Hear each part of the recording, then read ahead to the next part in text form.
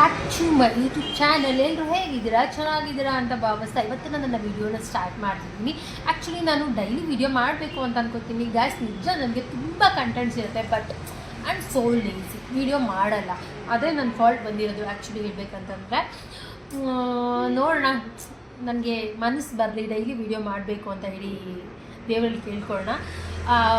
ಇವತ್ತು ನಾನು ಏನು ವಿಷಯದ ಬಗ್ಗೆ ಮಾಡ್ತಿದ್ದೀನಿ ಅಂದರೆ ಮ್ಯಾನಿಫೆಸ್ಟಿಂಗ್ ಅದ್ರ ಬಗ್ಗೆ ಮಾತಾಡ್ತಾ ಇದ್ದೀನಿ.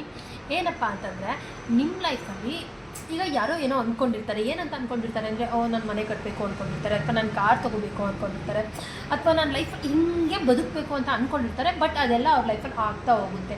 ಇದ್ರ ಬಗ್ಗೆ ನಿಮ್ಮ ಅನಿಸಿಕೆ ಏನು ಅಂತ ಅಂದ್ಬಿಟ್ಟು ನನಗೆ ತುಂಬ ಜನ ಇನ್ಸ್ಟಾಗ್ರಾಮಲ್ಲಿ ಕ್ವಶನ್ ಕೇಳಿದ್ರಿ. ಸೊ ಅದಕ್ಕೋಸ್ಕರ ನಾನು ಇದ್ರ ಬಗ್ಗೆ ಪರ್ಟಿಕ್ಯುಲರ್ ಆಗಿ ಈ ವಿಷಯನೇ ತೊಗೊಂಬಂದಿದ್ದೀನಿ, ಮಾತಾಡೋಣ ಅಂತ ಅಂದ್ಬಿಟ್ಟು. ನನ್ನ ಲೈಫಲ್ಲೂ ಕೂಡ ಗೈಸ್ ಇನ್ನೊಂದು ಹೇಳ್ಬೇಕಂತಂದರೆ, ನೀವು ಇದನ್ನು ಬಿಲೀವ್ ಮಾಡಲೇಬೇಕು. ನೀವು ಯಾವಾಗಲೂ ತುಂಬ ಜನ ನಮ್ಮ ಕೈಲಿ ಏನೂ ಆಗಲ್ಲಪ್ಪ, ನಾವು ಏನೂ ಮಾಡಲ್ಲಪ್ಪ, ನಮ್ಮ ಕೈಲಿ ಏನೂ ಆಗೋದೇ ಇಲ್ಲ ಲೈಫಲ್ಲಿ, ನಾವು ಇದೇ ಲೈಫ್ನ ಬಾಳಬೇಕು ಅಂತಿದ್ರೆ ನಿಮ್ಮ ಲೈಫ್ ಖಂಡಿತವಾಗ್ಲೂ ಅದೇ ಥರ ಇರುತ್ತೆ. ನೀವು ಅಂದ್ಕೋಬೇಕು ಲೈಫಲ್ಲಿ ನಾನು ಇದೇ ರೇಂಜಿಗೆ ಬದುಕ್ತೀನಿ, ನಾನು ಹಿಂಗೆ ಇರ್ತೀನಿ, ನಾನು ನಾಳೆ ನಿಜ ಒಂದು ಹೋಗಿ BMW ಕಾರ್ ತೊಗೊಬರ್ತೀನಿ ಅಂದರೆ ಅಟ್ಲೀಸ್ಟ್ BMW ತೊಗೊಳಕ್ಕೆ ನಿಮ್ಮ ಕೈಲಿ ಆಗಲಿಲ್ಲ ಅಂತಂದ್ರು ಒಂದು 10-15 ಲಕ್ಷದ ಯಾವುದಾದ್ರೂ ಕಾರ್ನ ನೀವು ಬೈ ಮಾಡೇ ಮಾಡ್ತೀರಾ, ಓಕೆನಾ. ಇನ್ನು ನನ್ನ ಲೈಫ್ ಬಗ್ಗೆ ಹೇಳೋದಾದರೆ, ನಿಜವಾಗ್ಲೂ ಆ ದೇವರಿಗೆ ಎಷ್ಟು ನಾನು ಥ್ಯಾಂಕ್ಸ್ ಹೇಳಬೇಕು ಅಂತ ಗೊತ್ತಾಗ್ತಿಲ್ಲ. ತುಂಬ ಸ್ಮೂತಾಗಿ ನನ್ನ ಲೈಫ್ನ ತೊಗೊಂಡೋಗ್ತಿದ್ದಾರೆ. ನಾನು ಏನಾದರೂ ಅಂದ್ಕೊಂಡ್ರೆ ಮನಸ್ಸಲ್ಲಿ ತೊಗೋಬೇಕು ಅಂತ ಹಾಗೇ ಆಗುತ್ತೆ ಗೈಸ್, ತೊಗೋತೀನಿ ಗೈಸ್. ನಮ್ಮಮ್ಮ ಅದೇ ಹೇಳ್ತಾರೆ, ಅದು ಹೆಂಗೆ ಸಾಧ್ಯ, ಹೆಂಗೆ ಆಗುತ್ತೆ ನಮ್ಮ ಕೈಲಿ ಇಷ್ಟು, ನಾವು ಎಷ್ಟೇ ಒದ್ದಾಟ ಮಾಡಿದ್ರೂ ಒಂದು ಏನೂ ತಗೊಳಕ್ಕಾಗಲ್ಲ, ನೀವು ಇಷ್ಟೊಂದೆಲ್ಲ ತೊಗೋತೀಯ ಅಂತ ಹೇಳ್ಬಿಟ್ಟು. ನಿಜವಾಗ್ಲೂ ನೀವು ಅಂದ್ಕೋಬೇಕು ಲೈಫಲ್ಲಿ, ಇಲ್ಲ ನಾನು ಕಾರ್ ತೊಗೋಬೇಕು, 4 ಜನದ ಮುಂದೆ ನಾನು ಈ ಥರ ಜೀವನ ಮಾಡಬೇಕು, ಮಾಡೇ ಮಾಡ್ತೀರಾ. ಅದಕ್ಕೋಸ್ಕರ ನಾನು ನಿಜ ಮ್ಯಾನಿಫೆಸ್ಟಿಂಗ್ನ ಬಿಲೀವ್ ಮಾಡ್ತೀನಿ ಅಂತಲೇ ಹೇಳ್ಬೋದು. ಅದ್ರ ಮೇಲೆ ಒಂದು ಅದೃಷ್ಟನೂ ಇರಬೇಕು, ದೇವರ ಆಶೀರ್ವಾದನೂ ಇರಬೇಕು.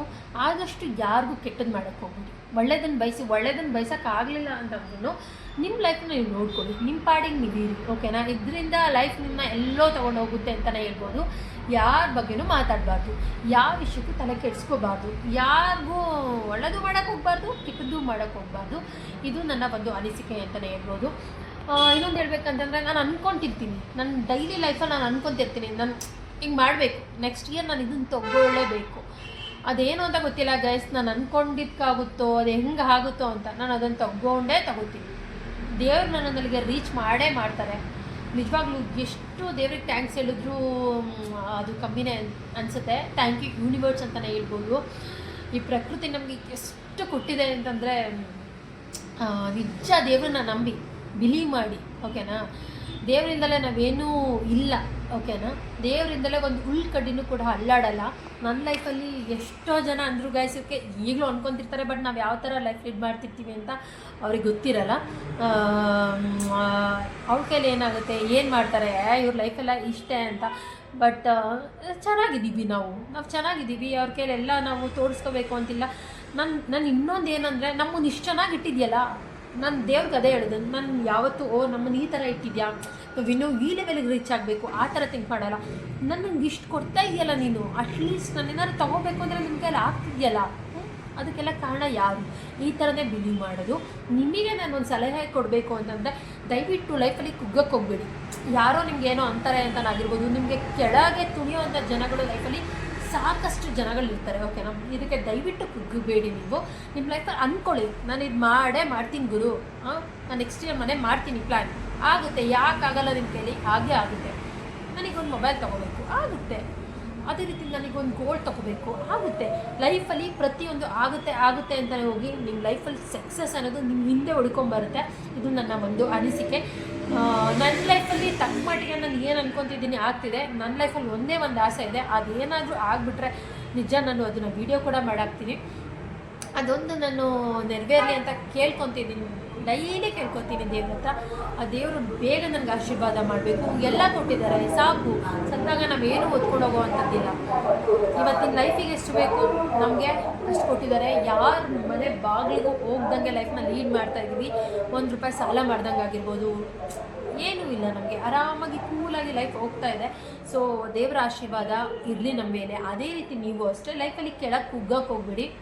ಅಂದ್ಕೊಂಡಿದ್ದನ್ನ ಮಾಡ್ತೀನಿ ಅಂತ ಅಂದ್ಕೊಳ್ಳಿ, ಮಾಡೇ ಮಾಡ್ತೀರಾ. ಇದೊಂದು ಹೇಳೋಣ ಅನ್ನಿಸ್ತು. ಸೊ ತುಂಬ ಜನ ನನಗೆ ಕೇಳಿದ್ರು ಇನ್ಸ್ಟಾಗ್ರಾಮಲ್ಲಿ ಕ್ವಶನ್, ಅದಕ್ಕೋಸ್ಕರ ನಾನು ವೀಡಿಯೋನ ಮಾಡ್ತಿದ್ದೀನಿ. Thank you so much. ಬೇಗ ನನ್ನ ಚಾನಲ್ನ ಸಬ್ಸ್ಕ್ರೈಬ್ ಮಾಡ್ಕೊಳ್ಳಿ ಆ್ಯಂಡ್ ಶೇರ್ಸ್ ಮಾಡಿ, ಆ್ಯಂಡ್ ನಿಮ್ಮ ಫ್ರೆಂಡ್ಸ್ ಫ್ಯಾಮಿಲಿಗೂ ಕೂಡ ನನ್ನ ಚಾನಲ್ನ ಸಬ್ಸ್ಕ್ರೈಬ್ ಮಾಡ್ಕೊಳ್ಳಿ ಅಂತ ಹೇಳಿ, ನನ್ನ ವಿಡಿಯೋ ಇಷ್ಟ ಆಗ್ತಿದ್ರೆ ದಯವಿಟ್ಟು ಸಪೋರ್ಟ್ ಮಾಡಿ. ನನಗೆ ಬರೋ 100-200 ವ್ಯೂವ್ಸಿಗೆ ನಿಜ ನನಗೆ ವೀಡಿಯೋ ಮಾಡೋಕ್ಕೆ ಖುಷಿ ಅನ್ನಿಸ್ತಾ ಇಲ್ಲ. ನೀವು ಸಪೋರ್ಟ್ ಮಾಡಿದಷ್ಟು ನಾನು ಹೆಚ್ಚು ವೀಡಿಯೋ ಮಾಡ್ತೀನಿ. ನನ್ನ ಲೈಫ್ ಸ್ಟೈಲ್ ಆಗಿರ್ಬೋದು, ನನ್ನ ಪರ್ಸ್ನಲ್ ಲೈಫ್ ಆಗಿರ್ಬೋದು, ನನ್ನ ಜೀವನ ಶೈಲಿಗಳಾಗಿರ್ಬೋದು, ಎಲ್ಲನೂ ನಿಮ್ಮ ಮುಂದೆ ವ್ಯಕ್ತಪಡಿಸಲಿಕ್ಕೆ ಇಷ್ಟಪಡ್ತೀನಿ. ದಯವಿಟ್ಟು ನನ್ನ ಚಾನಲ್ನ ಸಬ್ಸ್ಕ್ರೈಬ್ ಮಾಡಿಕೊಡಿ. Thank you so much.